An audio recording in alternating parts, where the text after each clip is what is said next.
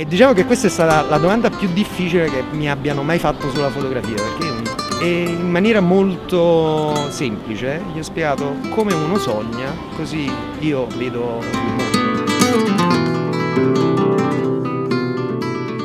Vivo a Napoli da sempre, ma ho avuto anche il desiderio di scappare via da questa città perché non mi offriva delle opportunità lavorative. Invece da 11 anni lavoro all'aeroporto di Napoli in un'azienda che si chiama Atitech e nella quale io faccio il meccanico sugli aerei, ovvero sono un tecnico di manutenzione. Quell'omino vestito di verde che quasi prima di ogni volo può intervenire per far sì che l'aereo possa decollare e portarvi dove volete. Il lavoro mi piace tanto, è molto stimolante, diciamo non è mai monotono perché un aereo è composto da tantissime parti che per funzionare devono avere degli step di manutenzione. La fotografia come hobby è iniziata relativamente poco tempo fa, diciamo all'incirca da 6 anni, però il pallino per l'immagine e la fotografia diciamo mi affascinava già da quando ero piccolo. Molto spesso mi capitava, purtroppo per i miei genitori, di armarmi di forbici e iniziare a ritagliare le immagini per collezionarle.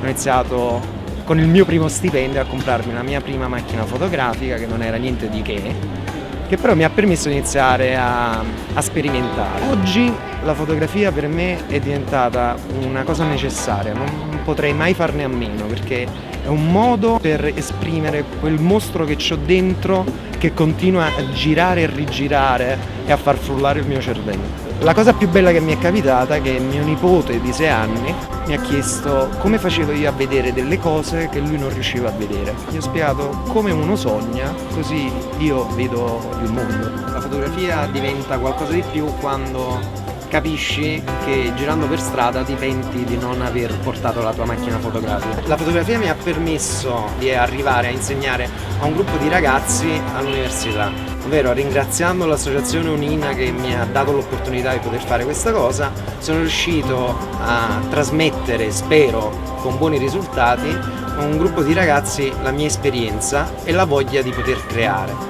Quando c'è crisi, ci sono solo brutte notizie e tutto, questo è il momento buono per poter far emergere i pensieri buoni, ovvero la gente che riesce a creare, a comunicare anche solo con una piccola immagine rubata oppure costruita, un pensiero positivo. Siamo riusciti ad organizzare una mostra fotografica nella quale i ragazzi hanno espresso il loro concetto di ripartire, ognuno dal proprio punto di vista. Ed è questa la cosa più straordinaria della fotografia, ovvero se noi piazziamo, come diceva un famoso fotografo americano, 10 fotografi davanti allo stesso soggetto, è impossibile che riusciamo ad avere la stessa foto, perché ognuno di noi interpreta il mondo dalla propria visuale e quindi è difficile, siccome siamo di altezze diverse e guardiamo le cose in modo diverse, che una foto sia uguale a un'altra. Un altro interesse che ho è quello dell'improvvisazione teatrale e il tutto ha avuto inizio per caso. Mi invitarono a vedere uno spettacolo di improvvisazione con dei professionisti, ovvero con gente che nella vita ha scelto di fare l'improvvisatore teatrale. Andai a vedere questo spettacolo e rimasi folgorato. Una volta che sei entrato nel circuito dell'improvvisazione o come spettatore oppure come studente, diciamo che crea dipendenza. Il tutto si svolge senza copione, senza scenografia, senza costumi, senza nessun canovaccio, senza nulla, ma il tutto parte dallo spunto del pubblico. Se sei una persona che ha fantasia e ha voglia di ridere di sé per far ridere gli altri, ti permette di essere un personaggio per 5 minuti e nei restanti 5 o 10 o nel prossimo quarto d'ora tanti altri.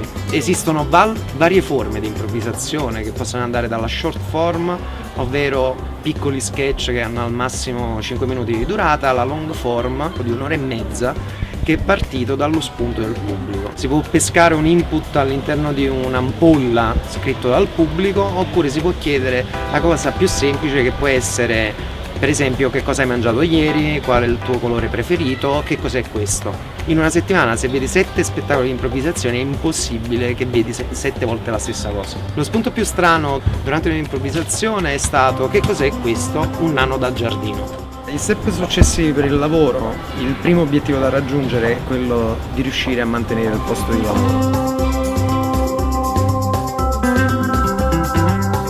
Quello di essere riconosciuto come artista, perché a Napoli quando dici che cosa fai nella vita, sei un fotografo, significa matrimonio, battesimo, comunione, cresima. E per un fotografo è un po' restrittivo perché non hai possibilità di esprimere tutta la tua creatività. Vorrei una città con un senso civico più forte.